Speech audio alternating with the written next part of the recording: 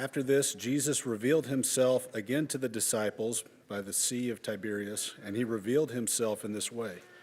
Simon Peter, Thomas, called the twin, Nathanael of Cana in Galilee, the sons of Zebedee, and two others of his disciples were together. Simon Peter said to them, "I'm going fishing." They said to him, "We will go with you." They went out and got into the boat, but that night they caught nothing. Just as the day was breaking, Jesus stood on the shore, yet the disciples did not know that it was Jesus. Jesus said to them, "Children, do you have any fish?" They said to him, "No." He said to them, "Cast the net on the right side of the boat, and you will find some." So they cast it, and now they were not able to haul it in because of the quantity of the fish. That disciple whom Jesus loved therefore said to Peter, "It is the Lord." When Simon Peter heard that it was the Lord, he put on his outer garment, for he was stripped for work, and threw himself into the sea. The other disciples came in the boat, dragging the net full of fish, for they were not far from the land, but about 100 yards off. When they got out on land, they saw a charcoal fire in place, with fish laid out on it and bread. Jesus said to them, bring some of the fish that you have just caught." So Simon Peter went aboard and hauled the net ashore full of large fish, 153 of them. And although there were so many, the net was not torn. Jesus said to them, "Come and have breakfast." Now none of the disciples dared ask him, "Who are you?" They knew it was the Lord. Jesus came and took the bread and gave it to them, and so with the fish. This was now the third time that Jesus was revealed to the disciples after he was raised from the dead.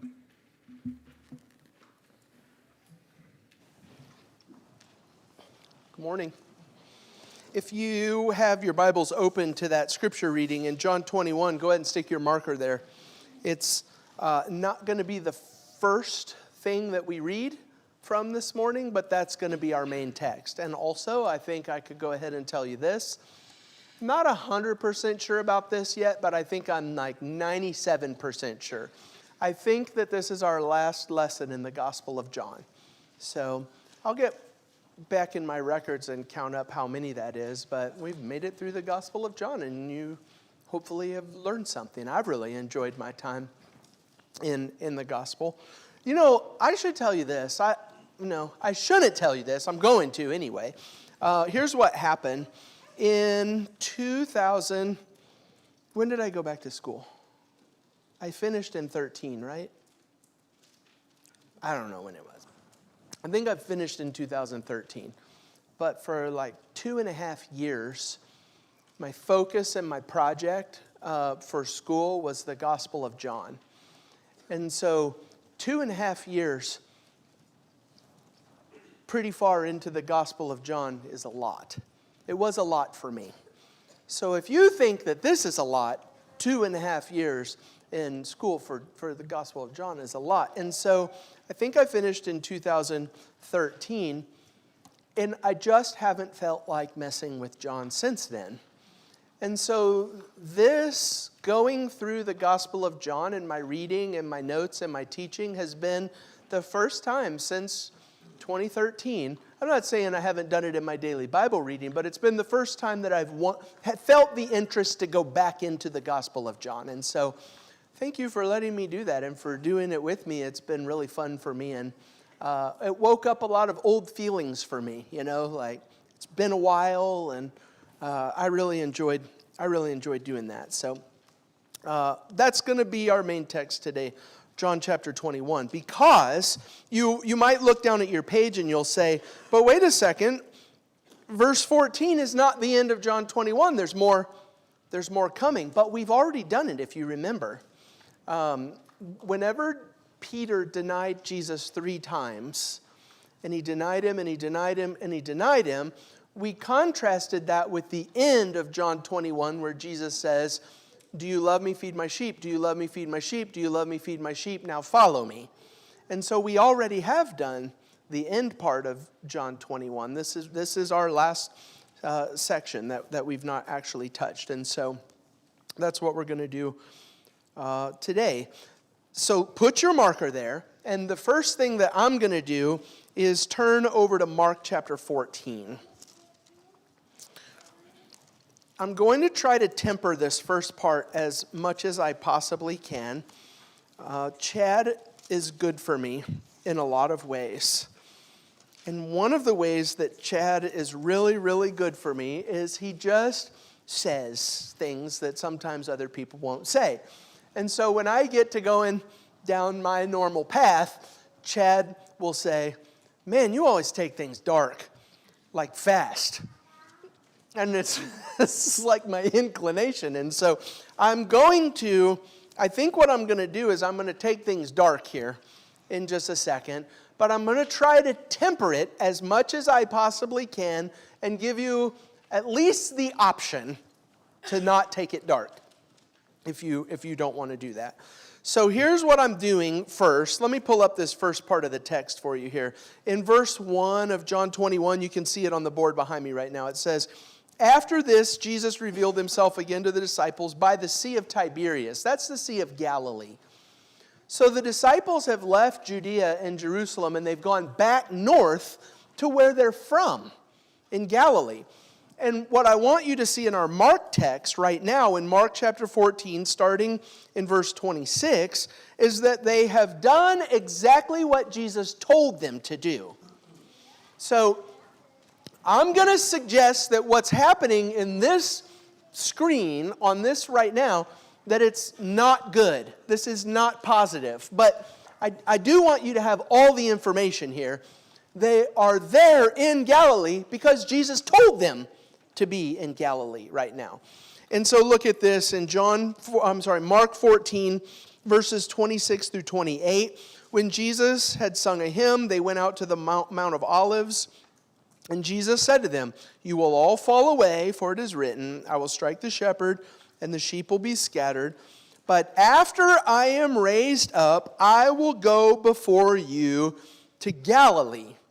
So before Jesus dies, he tells them, "I'm going to Galilee before you," specifically. Look at chapter 16, Mark 16 and verses 6 and 7. Mark chapter 16 and verses 6 and 7. This is after the resurrection of Jesus.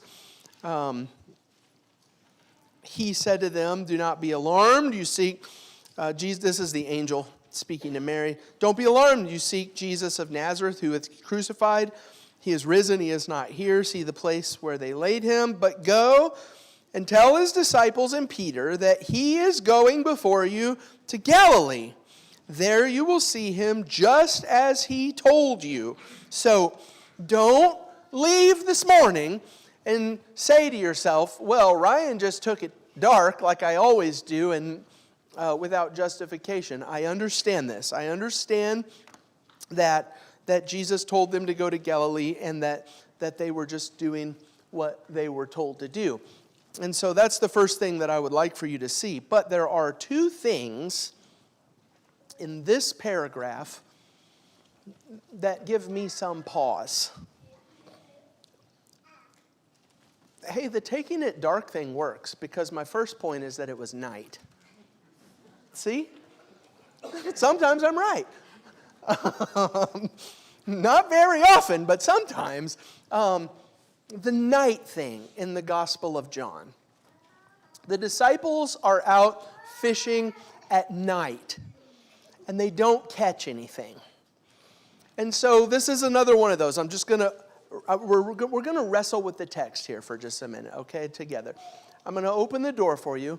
Maybe they're out fishing at night because the sun's not out and you catch more fish at night. I don't know. I was thinking about this when I was doing this part of my sermon prep. Whenever I was young, some of my favorite memories, some of them are attached to my grandpa. Some of my favorite memories are my dad and my grandpa and my uncle and two oldest cousins. We would go fishing on Friday night, and it was an all-night thing. And this text forced me to ask the question, were we fishing at night because the fishing is better at night? Or is it because everybody else had to work during the day and this is when we can go fishing?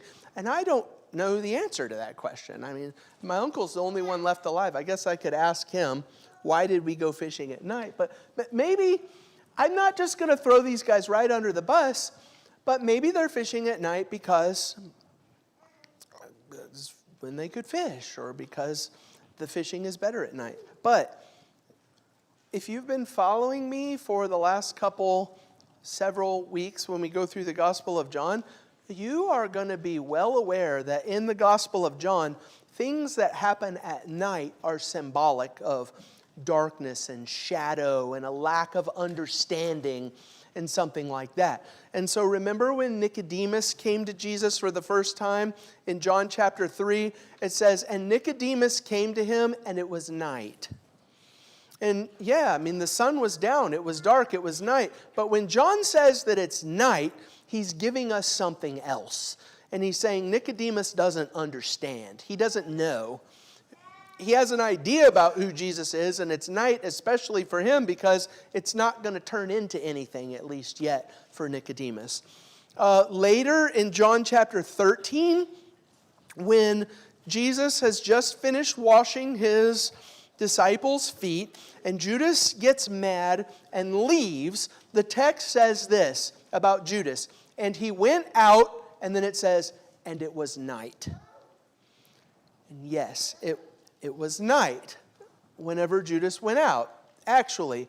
But we're just talking about Judas on his way to go and betray Jesus. Night there represents more than the sun is below the horizon. Night represents the shadow and the darkness and the things that he's about to do. And then there's another one after Jesus is raised in John chapter 20, I think it's verse 1, when Mary and the other women come to the tomb, it says it was still dark whenever they came to the tomb. And yes, the sun had not come up yet, but in the Gospel of John, that darkness is my Lord and the guy that we've just devoted our lives to for the last 3 years is dead and buried in a tomb. At least we think he is at this point. And that's darkness. And so, part of me would leave the door open to say maybe it's just nighttime. But another part of me in the Gospel of John wants to say Jesus has been resurrected. Yes, he has appeared to the disciples already, but they're back in Galilee and they're fishing and it's night. In the Gospel of Matthew, in Matthew 28, whenever the disciples go back to Galilee, one of the things that Matthew says is some of them doubted. So we know that it's not a big party in Galilee at this point. And so that, number one, and I would ask you, this is the kind of thing I like to happen in a sermon. Let's talk about this. Shoot me a text message. You all talk, I want the sermon to always be the starting point for more. Point number one, is there anything to this being at night? That's the conversation. Number two, this is the second thing, is Simon Peter says to the people that he's with right now, let's go fishing. And so the not taking it dark option would be, maybe they're hungry. I got it, maybe they just need to catch some food because they still have to eat. It's perfectly on the table, right? That could be what we're talking about right now. Let's go fishing.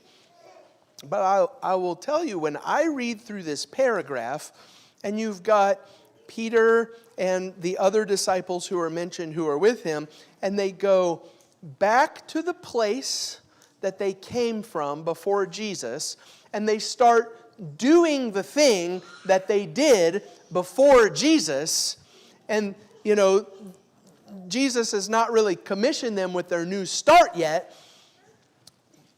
What kind of rings in my mind is, are they reverting back to their old lives at this point? Back at the old place, doing the old things. Maybe they're just fishing, but maybe there's more. And I would throw this out. This is what one commentator said. This is Leon Morris. And I highlighted this one, and I thought about it a lot. Leon Morris says this: the general impression left is that of men without a purpose. They're back at their old place, and it just kind of comes out of nowhere. Hey, let's go fishing. And they go out, and it's night, and they don't catch anything. So I'm taking it dark, is the thing. Like, I'm thinking that this is a section that's painting a picture that is not good for us. That's what this is, what I'm talking about right now. And so here's the next section of the story. In John 21, in verses 4 through 8, just as day was breaking, Jesus stood on the shore, yet the disciples did not know that it was Jesus. Now, hold on a second here, because there's a lot of, was Jesus in a different form? We didn't recognize him. I don't know the answer to that question, but the text tells us that he was 100 yards off. All right, so you see somebody at the far end of a football field, and it's easy to not know who that person is. So don't get crazy with it just yet. They don't know that it's Jesus. And Jesus says to them, "Children, do you have any fish?" That's from my ESV. I don't expect you to know this, and it's probably not even something worth talking about at this point, but I want to mention this to you. Inside of Greek, when you're doing your Greek class, you have to learn 7 different forms of questions, because you don't just ask a question. There's 7 different constructions, and it's one does this, one does this, one does this. And one of the constructions is not me asking a question. Hey, did you catch any fish? I'm just asking a question. One of the constructions in your New American Standard, and your NET does this, what Jesus says to his disciples when they're out there, this is a reflection of what he says. He says, "You didn't catch anything, did you?" And it's in the form of a question, but it's a statement. He's not saying, "Hey, did you catch any fish?" He's saying, "It didn't work. You're coming back empty." And so that's what Jesus does here. That should be that. That's going to go in my Bible. I'm going to have to fix that on verse 5. "Children, do you have any fish?" No. "You didn't catch any fish, did you?" And they answered, "No." And he said to them, "Cast the net on the other side of the boat. You will find some." So they cast it, and now they were not able to haul it in because of the quantity of fish. That disciple whom Jesus loved, therefore, said to Peter, "It is the Lord." And when Simon Peter heard that it was the Lord, he put on his outer garment, for he was stripped for work, and threw himself into the sea. The other disciples came in the boat, dragging the net full of fish, for they were not far off from the land, but 100 yards off. And so one of the things that I would like to do at this point is, again, stick your marker here, because we're going to come back to this text, but I'm going to go over to Luke chapter 5. And I think there is another important, relevant piece of information that you should know. This is a little bit longer, but I'm going to take the time to read all 11 verses of this. Luke chapter 5 and verses 1 through 11.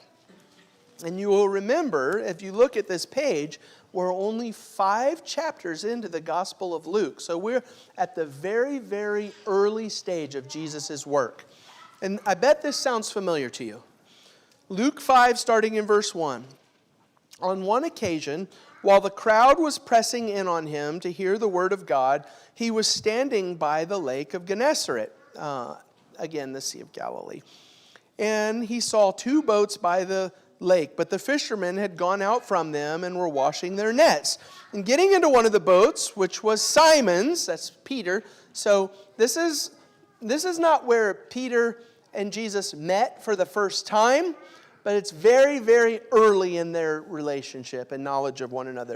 And he says, "Hey, look, there's a boat. It's Peter's boat." So he gets into Peter's boat. He asked to put out a little from the land. He sat down and he taught the people from the boat. And when he had finished speaking, he said to Simon, "Put out into the deep and let down your nets for a catch." And Simon answered, "Master, we toiled all night and took nothing, but at your word I will let down the nets." And when they had done this, they enclosed a large number of fish, and their nets were breaking.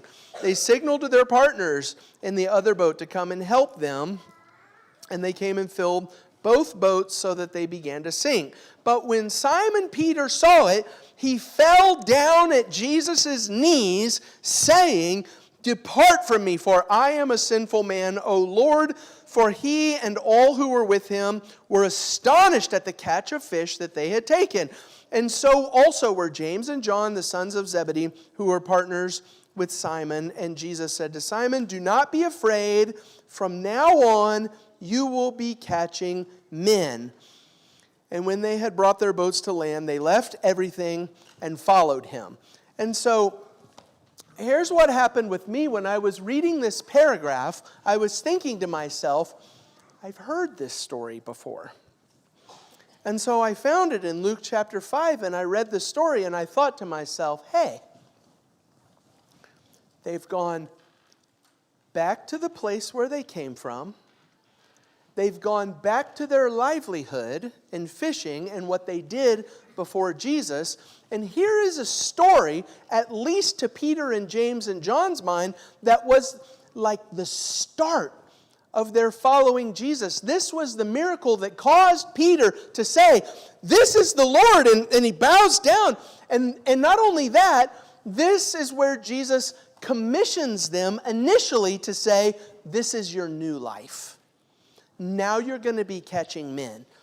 And so it's almost like this story in John 21, it's almost like we've hit the reset button. We've spent 3 years with Jesus. He's died. He's been resurrected. We're going to go back to where we were. We're going to meet Jesus again like we did at the start, doing the same thing. And Jesus is going to show us the same miracle. And this is the spot where it's like, now I have a job for you. I have a new job for you now. And this is my point. This is, if you want to take away one thing from this sermon, this is the one thing that I would like for you to leave with today. The end of the gospel, and this is true, by the way, in Matthew, Mark, Luke, and John. The end of the gospel, plural, the end of the gospels is not Jesus was raised from the dead, I believe that he's the Son of God. That's John 20. John 20 is my Lord and my God. And John saying, I recorded these miracles and the resurrection of Jesus so that you may believe. That was John 20. We're in John 21 now. There's one more chapter. And the end of the Gospels is not Jesus was raised from the dead. Do you believe it? The end of the Gospels is Jesus was raised from the dead. Now you have a job to do. It's a commission. That's the way that the Gospel of Matthew ends, by the way, in Galilee. That we're in the same place right now. Go into all the world, teaching them and baptizing, all that I command. That's the way that the gospel ends, not with, hey, look who Jesus is. Do you believe it? Yes, I believe it. The gospel ends with, now get busy. And this is the thing that I'm guessing. I'll try to stop here for a second and breathe, because I thought about this one a lot all week, and I want to make sure that we all process it together. I'm guessing that this is the point that will speak to a lot of us today. And I know good and well that there are some people here who need to hear this, who just won't. Like this over and over again in the gospel, it's I'm saying the words, but people don't hear it. We're going to say the words, and there are people who just aren't going to hear it. And I know that's true. But pause for a second and hear this, because this is the part of the story that needs to speak with us. Jesus has been raised from the dead, and most of you here this morning believe it.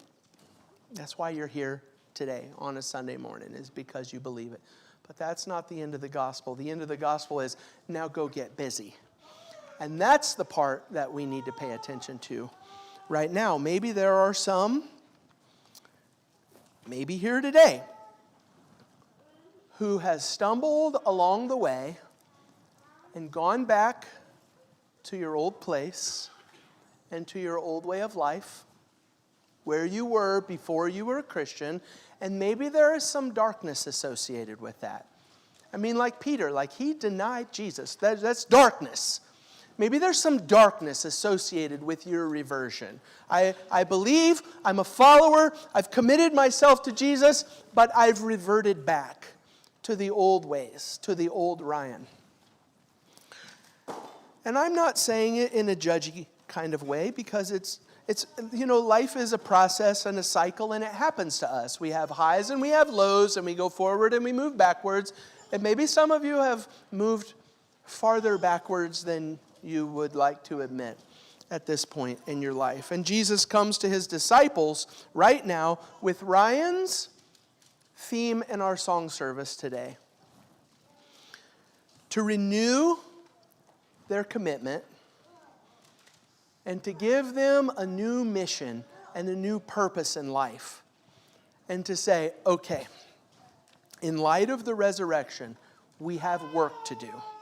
And we have a job. Let's go. Let's move forward. All to say this. This is the thing that I would like for you to take away from today. I'm going to read it off of my paper because I don't want to get it wrong.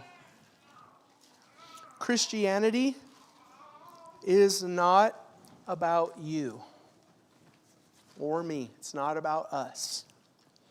It's not about you living your life and doing your stuff. It's not why we're here. It's not our purpose, and it's not our mission. The purpose is to go catch fish and to take care of Jesus' sheep. That's John 21. Now go catch men. Now take care of my sheep. That's the purpose. It's not about us and our old lives and our own things and what we may be tempted to drift back into. It's a time to refocus and to say, all right, we'll work till Jesus comes. Let's go. Let's do his stuff. And there's one last thing that I want to say before we wrap this up. This is the last section. And I'll tell you the thing, if you want to write the point, if you're making notes. So we've done number 1, the darkness and the reversion. Number 2, the repurpose and the renewed commitment to what Jesus calls us to do. Number 3 is going to be this: Jesus will give you everything that you need to do his work. I think you see it a couple different ways in this story. Look at verse 9. When they got out of the land, they saw a charcoal fire in place with fish laid out on it and bread. And Jesus said to them, "Bring some of the fish that you have just caught." So Simon Peter went aboard and hauled the net ashore, full of large fish, 153 of them. And although there were so many, the net was not torn. I don't know if that's a detail worth paying attention to, or if it's just something that happened, in history. But in Luke chapter 5, the net began to break. This time, the net was not torn. And it's stated. I just don't assume anything in the Bible is accidental. So there's that. Verse 12, Jesus said to him, "Come and have breakfast." And now none of the disciples dared ask him, "Who are you?" They knew it was the Lord. And Jesus came and took the bread and gave it to them. And so with the fish. And so 2 things. Let's note 2 things about this interaction and Jesus providing for the people. Number 1, Jesus looked at them after fishing all night and he said, "You haven't caught anything, have you?" But then Jesus says, "Now we're going to do this my way." Cast it over the right side of the boat, and the end result is so many large fish that it was too many to contain. And not only that, but the nets didn't break. Like Jesus gave them everything that they needed right now in this place to show that he is who he says he is and what their work looks like. This is what I want you to do. It's symbolic of what the apostles and their new mission is going to be. Go into all the world and catch fish. Lots of them. Big fish. And you would even go through the 153 and you would say, there's going to be rich fish and there's going to be poor fish. And there's going to be white fish and there's going to be black fish. And there's going to be fish on this side of the train tracks and fish on this side of the train tracks. You throw your net out and you bring them all in, and my net is strong enough to hold them all. Bring in the fish is the point. What time is it? I got 5 minutes, so I want to do something else. Stick your marker in here one more time. I want to go to Ezekiel 47, because this is what I thought of with this story. In Ezekiel 47,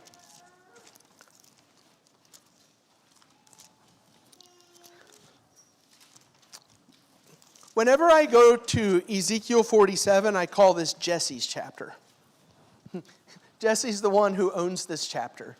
He's done the best talk about it. He's pointed us all in the right way of thinking about it. So Ezekiel 47, Jesse's chapter.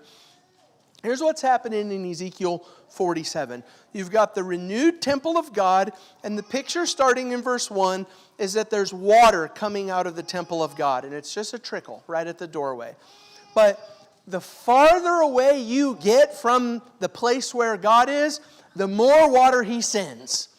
And so people who are close to God don't need that much water. But people who are far away from God, they need a whole raging river. And God sends it. He'll give you whatever you need. And so the water coming from the temple of God goes into the Jordan River, and it flows south into the Dead Sea.